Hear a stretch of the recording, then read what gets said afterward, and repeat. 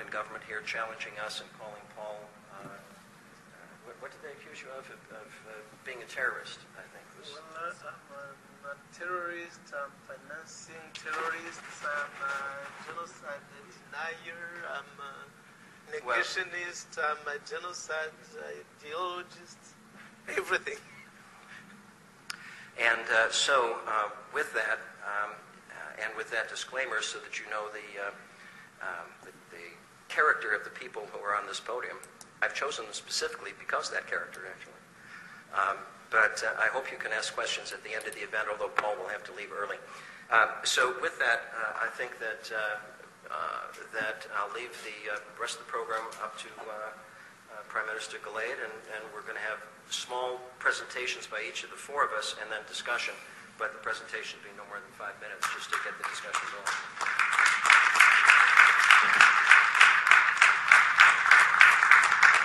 So, Professor Gillade.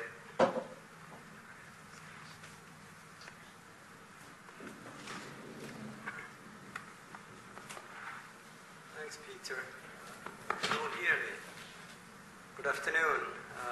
Before it's too late and you're a bit drowsy, I'd like to invite the ambassador to make his comments while he was a witness of what was going on in that troubled country. And since then, I'm sure he has spent a lot of time thinking about it. So, ambassador. Thank you. Actually, I wasn't there when the killings started, although I had witnessed occasional smaller violence that led up to it, and which was the basis on which many of us spoke with the RPF as well as with the Rwandan government, saying this agreement must be implemented or more violence is likely to take place. I've spent only about 3 years in Rwanda, and I grew very fond of the Rwandans. I worked with all of them because it was our government's policy to encourage democracy, and because President Habyarimana, when I first presented my credentials, asked me if the United States would be helpful to Rwanda in creating democracy where it had never existed. I told him I'd love to, and that was basically what occupied me for the next 3 years. I also warned him that democracy is not a simple process. We've been working at it for 200 years in my country, and we haven't perfected it yet. But at the time, during those 3 years, we got together with all of the various political factions in the country. And I worked with all of them. Hutu, Tutsi, North, South, Catholics, Protestants, Muslims, even the Twa. And all of us felt that there was a possibility that a proper policy of power sharing could happen. And it got close enough so we had an agreement that was signed in Arusha in August of 1993. And so there was a real dialogue among the various antagonistic groups, and then of course it collapsed. And the purpose, I think, of trying to bring together a concept of truth and reconciliation among Rwandans, it's going to be a whole lot harder now. But it's still, there is a precedent in which Rwandans of ethnic groups and of religious have started. And maybe we can help them restart that process that was begun and failed. And I don't want to talk much because I think we have a couple of people here who can represent the concept of using the truth that Peter has worked so hard to develop, using that truth as a means of developing a bit of trust between the parties and as a means of building trust which can ultimately lead to reconciliation. The one thing that is most important to me and most impressive to me was although the differences existed, North and South and Tutsi and Hutu, they all have a concept of being Rwandans. And the two here don't look exactly alike, but they are both very, very much Rwandans. And they believe that and they sense it. And so there is a basis for the dialogue that I hope can bring some reconciliation among the people with whom I lived, worked, and became very fond.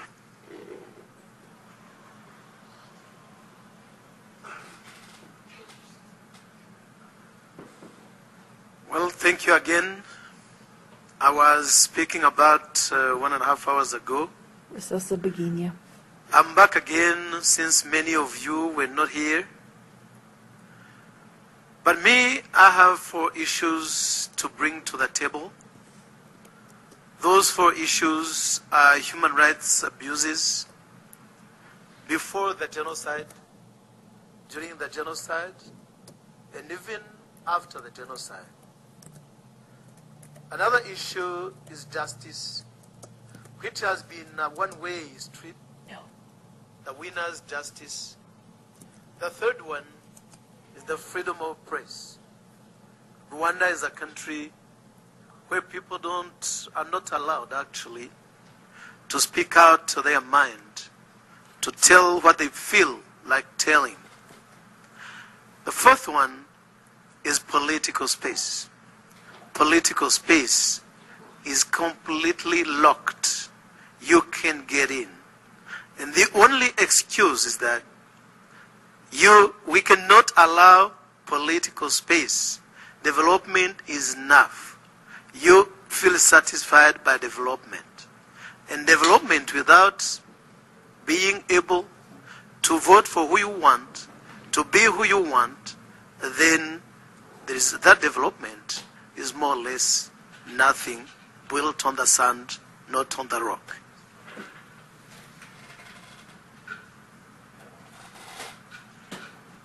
Well, I think I've finished. This is a round table, and people will also get up and ask questions. We'll exchange and tell what you think.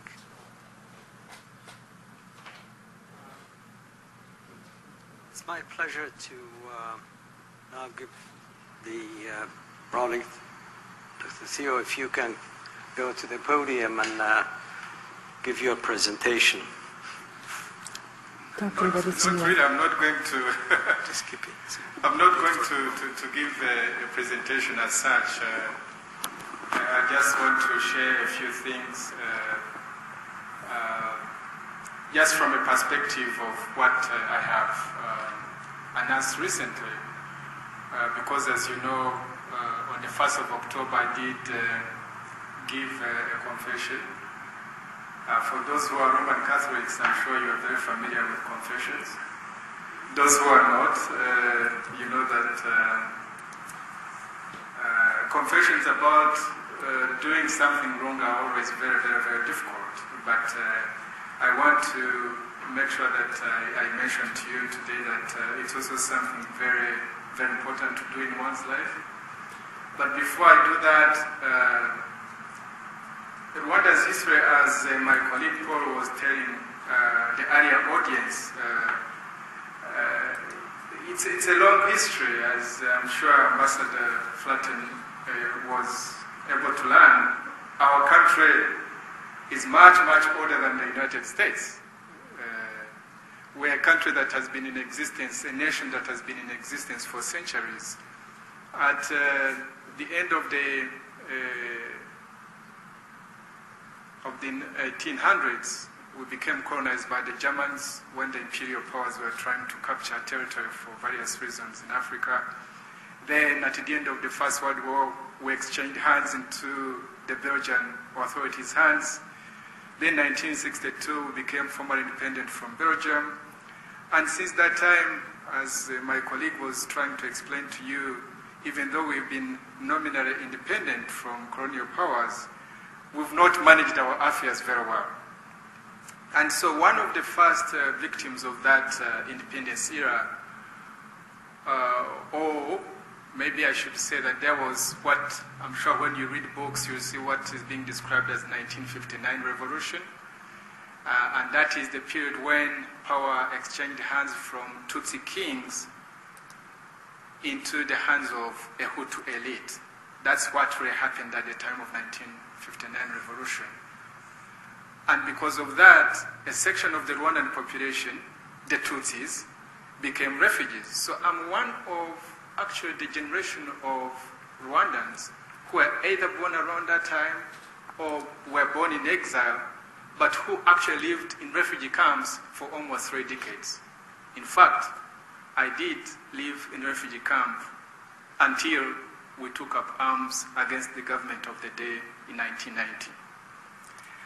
I say that also to show you later on that for now as we speak, whereas from 1959 to 1990 or 1994, the refugees were Tutsis.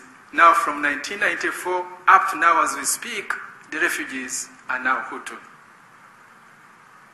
And that's a very important point to note, and it's very much related to the problem of reconciliation. And so I have been a refugee, as I've said, and I became a rebel soldier, took up arms against the government of the day, and my organization was able to capture state power in 1990. But we captured state power at a very, very expensive price. Because when you lose 1 million people, and subsequently, as you've heard from Peter and from others, many, many Rwandans have died since then, up to now, not only in Rwanda, but also in the Congo. Then you ask yourself, what kind of victory was it? If you lose 1 million people, or 2 million people, whatever the number, for me it really doesn't matter. Even one person should not be dying. And I hate to hear people saying, oh, probably these few people died, or life has become so cheap in Rwanda that people, especially the president of that country, talk about life very, very lightly. And so it was a very expensive military victory. And because one side won militarily, as my other colleagues have said, the RPF under Kagame has dictated the kind of narrative we have in Rwanda. And one of the defining elements of our recent history has actually been who killed President Habyarimana, who shot down the plane. And what I mentioned in my confession is something that other Rwandans had said before me. It's something that many in the international community actually knew, but were not willing to accept. Maybe what was new was that it was me saying it. But to be honest, I do not think that I was particularly saying anything particularly new. And you would then ask, how relevant is it to truth-telling?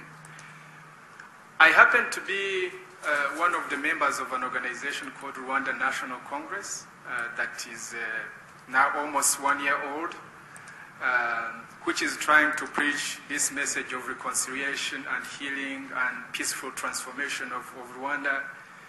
And when we've gone to Rwanda,